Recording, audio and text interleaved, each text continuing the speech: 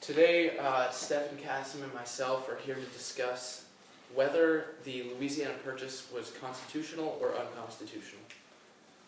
Yeah, so I hold the stance that Louisiana Purchase was unconstitutional because nowhere in the Constitution does it say that the President has the power to purchase land without the consent of Congress.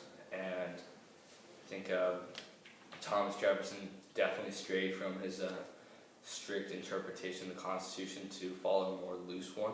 That way he could buy Louisiana from the French. And I am backing that it was constitutional because although it doesn't expressly say in the Constitution that the President can't make the decisions, it says Congress can. Sometimes in the future we'll have to loosely interpret the Constitution, otherwise we'll be stuck in the past and we have to modernize as our society advances. So I'd like to start off by pointing out that in Section 8 of Article 1 of the Constitution, it says, "The Congress shall have power to regulate commerce with foreign nations and among the several states and with the Indian tribes." The purchase of Louisiana could be considered commerce with foreign nations, and while it says Congress shall have the power to regulate commerce, it could be argued that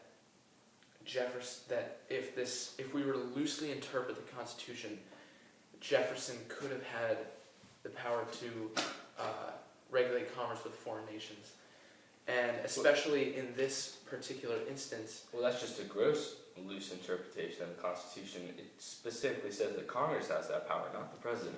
Right, but if we're loosely interpreting it, we could argue that Jefferson could have that power. And I think if even though it doesn't say verbatim that the President is allowed to have power in this particular instance, are there any negatives with buying the Louisiana Purchase? Not really. Like, we got twice, we doubled our land size.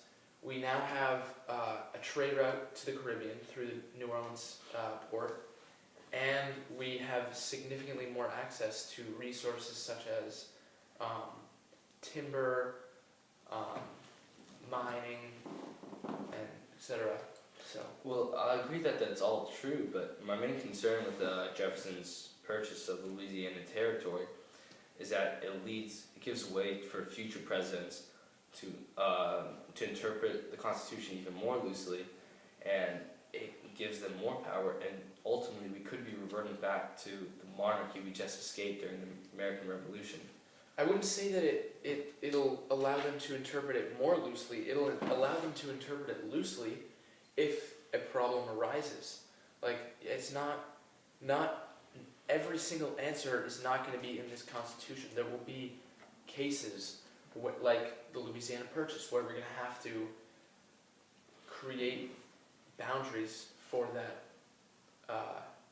that particular case for the betterment of the country. The Constitution was made for the betterment of the country, and something like the Louisiana Purchase is advancing our country because it's giving us more resources. It's making us a more legitimate country. We're now like a force to be reckoned with because other countries are like, wow, they're no longer just these small 13 colonies that are loosely organized, don't really have a good government. Now we've got twice the land size and a lot more resources at that. Well, I think this case was definitely covered in the U.S. Constitution. It says that the President has the power to make treaties with the consent of the Congress. And if Jefferson had gotten consent from the Congress to make this purchase, which I think he easily could have, given that this was a good purchase, then we would have got the territory while still following the Constitution. Okay, but it also says here the Congress has the power to declare war, grant letters of marque and reprisal, and make rules concerning captures on land and water. The Congress could theoretically could make a rule that well, I'm going to stop we right are allowed there, to 'cause capture land. that's a bad point, and we're out of time anyway. So thank you for listening, and goodbye.